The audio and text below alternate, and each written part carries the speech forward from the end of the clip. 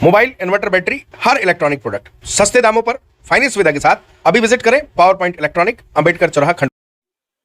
नमस्कार, मैं आपका अपना अनूप खुराना आपके अपने चैनल एसीएसयू से। मध्य प्रदेश में राजनीतिक तौर पर लगभग चाहे पार्टी हो, प्रशासन हो, सबने अपनी-अपनी तैयारियां शुरू कर दी हैं। पार्टी के टिकट वितरण की बात हो तो खंडवा की चारों विधानसभा पर स्थिति लगभग साफ हो चुकी है। खंडवा की पंधाना विधानसभा की बात करें तो खंडवा के पंधाना विधानसभा में कांग्रेस ने लगभग 1 हफ्ते पहले अपना प्रत्याशी तय कर दिया था और रूपाली बारे को कांग्रेस ने अपना प्रत्याशी बनाकर उस पर विश्वास जताया था। आज जो है वो बीजेपी ने भी अपने पत्ते खोल दिए हैं और छाया मोरे को अपना प्रत्याशी बनाया है। 2 महिलाओं के बीच में टक्कर होने वाली है। हमने आपको छाया मोरे की बात सुनवाई और उन्होंने अपनी प्राथमिकताएं बताई, कई चीजों को लेकर बात की, क्योंकि रूपाली बारे से हमारी बात नहीं हो पाई थी। तो रूपाली बारे भी हमारे साथ इस समय मौजूद हैं और अब हम उनसे बात करते हैं कि सबसे पहले पार्टी ने उन पर विश्वास जताया।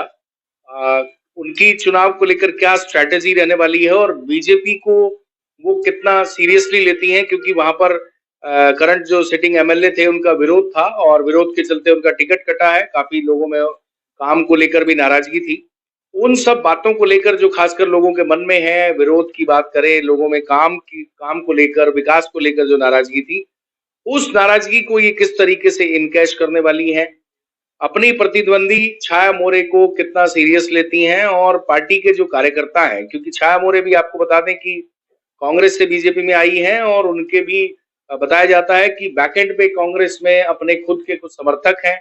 अब वो समर्थक इनके लिए कितना चैलेंजिंग रहेंगे, इन सब विषयों पे आइए आपकी बात कराते हैं। रूपाली जी, काकू पे आपका सबसे पहले स्वागत है। धन्यवाद सर। आपने हमारे तीनों प्रश्न सुने, उसमें सबसे पहले जो आप प्रश्न का जवाब देना चाहे दे सकती हैं। आप जो है इस चुनाव को किस तरीके से सर, हमारी पहले से ही प्लानिंग थी। चुनाव के 6 महीने पहले से ही मुझे तैयारी करने का आदेश दे दिया था। मैं सबसे पहले हाईकमान का बहुत-बहुत धन्यवाद देना चाहूँगी, जिन्होंने मुझ पे भरोसा जताया, और मैं अपनी जनता का भी धन्यवाद देना चाहूँगी, जिनके आशीर्वाद से ही मुझे ये टिकट मिल पाया है। सबसे पहले मेरा विज़न होगा पंधाना विधानसभा के लिए, जो 18 साल से जो खस्ता हालत है हमारी पंधाना विधानसभा की। आप किसी भी गाँव में चले जाइए, आप गाँव के मोहल्ले में चले जाइए, गलियाँ देख लीजिए, रोड देख लीजिए। अभी तक युवाओं के लिए कोई उद्योग धंधे हम लोग स्थापित नहीं कर पाए पंधाना में। जो बिल्डिंग्स, जो हमारी तहसील और जो जनपद के जो भी सारे सरकारी कार्यालय होते हैं, वो पहले से सिर्फ़ कांग्रेस की सरकार की ही देन है। अभी तक वहाँ बीजेपी का नया कुछ बन नहीं पाया है। स्कूलें हैं, ठीक है, स्कूलें केंद्र सरकार की देन है, वो मानते हैं हम लोग बात को। बट बाकी जो सुविधा होना चाहिए, मूलभूत सुविधाओं से वंचित है हमारा आज भी पंधाना। छाया मोरे जो हैं वो 5 साल पहले कांग्रेस से चुनाव लड़ी थी। आपके पार्टी में आने के बाद नाराज हो गई और इस्तीफा देकर बीजेपी में चली गई। बीजेपी ने उनको टिकट भी दे दिया। उन्हें कितना आप गंभीरता से लेती हैं? कितना चैलेंजिंग मानती हैं? देखिए, कोई भी अगर वो भी सामने मेरे प्रत्याशी हैं, गंभीरता से वो भी मुझे लेंगे और मैं भी उन्हें लेती हूँ, क्योंकि अगर हम लोग रणभूमि में उतरे हैं तो हर कोई जीतने के लिए उतरता है। तो सर, इस बात के लिए मैं बिल्कुल एग्री करती हूँ कि हम लोग सिंसियर रहेंगे इस चीज़ के लिए। बट मेरा एक मानना है कि क्या पंधाना विधानसभा में बीजेपी में कोई ऐसा कर्मठ कार्यकर्ता नहीं था कि वापस से बीजेपी ने बाहरी प्रत्याशी खरगोन से जो लाके इन लोगों के बीच में खड़ी कर दी है। क्योंकि जो प्रत्याशी है बेचारे, वो भी बहुत दिन से मेहनत कर रहे थे, मेरे साथ के सहपाठी भी और मेरे भाई लोग भी हैं। बस इस चीज़ का हमें है, बाकी तो ऐसी कोई बात नहीं है। कार्यकर्ता जो फिर आदेश करेंगे वो तो सर्वमान्य है उनका। ऐसे कौन से 5 चैलेंज हैं आपको लगता है जो आपको टफ पड़ने वाले हैं, उनको लेकर आप गंभीर हैं? सर देखिए, जनता मुझे नहीं अभी टफ पड़ेंगे, क्योंकि पंधाना विधानसभा में कोई ऐसा विकास कार्य नहीं हुआ कि जो हमें चैलेंजिंग लगेंगे। पूरे 18 साल जो है वो खस्ता हाल से ही गुज़रे हुए हैं। चैलेंज ही चैलेंज है, काम करने को लेकर।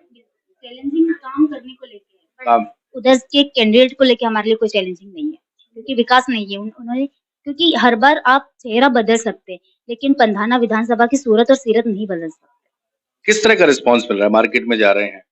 देखिए, 16 साल से संघर्ष रहा है मेरे परिवार का राजनीति से, तो बिल्कुल जनता का आशीर्वाद है मेरे साथ। वो मुझे देखना चाहते हैं इस बार पंधाना विधानसभा में विधायिका के रूप में, तो मैं उनके सपनों पे खरी उतरूँगी। मैं पंधाना विधानसभा के विकास के लिए सतत प्रयासरत रहूँगी।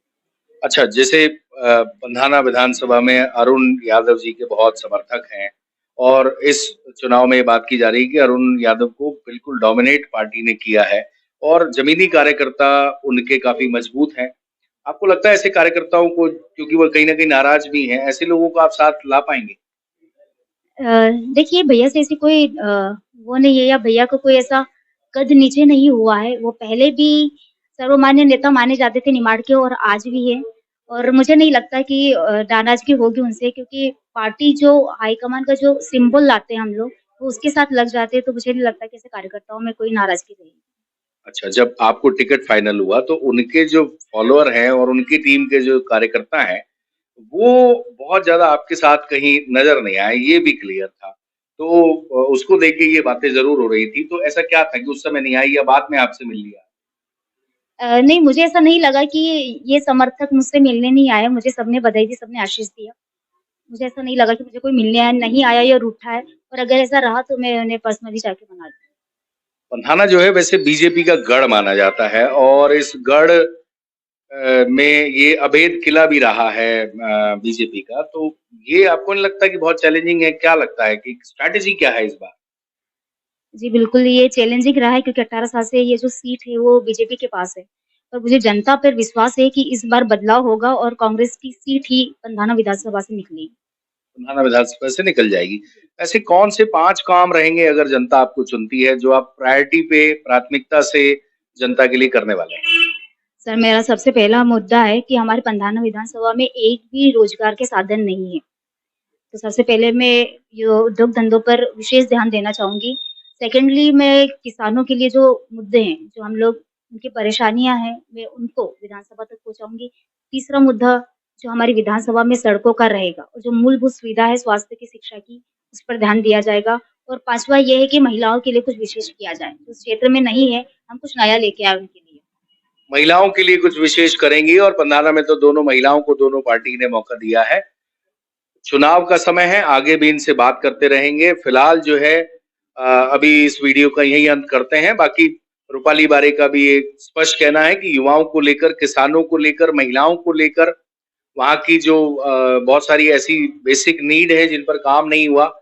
18 साल से भाजपा की सरकार है, उसके बावजूद भी वहाँ की जनता बदहाल है और वो इस बार इन्हें विधायक देखना चाहती है। सभी पार्टी के कार्यकर्ताओं का इनको समर्थन है, ऐसा इनका कहना है।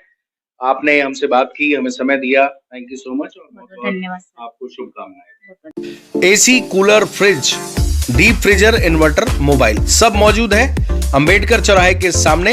पावर पॉइंट इलेक्ट्रॉनिक, सभी प्रोडक्ट वो भी रीजनेबल रेट पर। एक बार जरूर विजिट करें।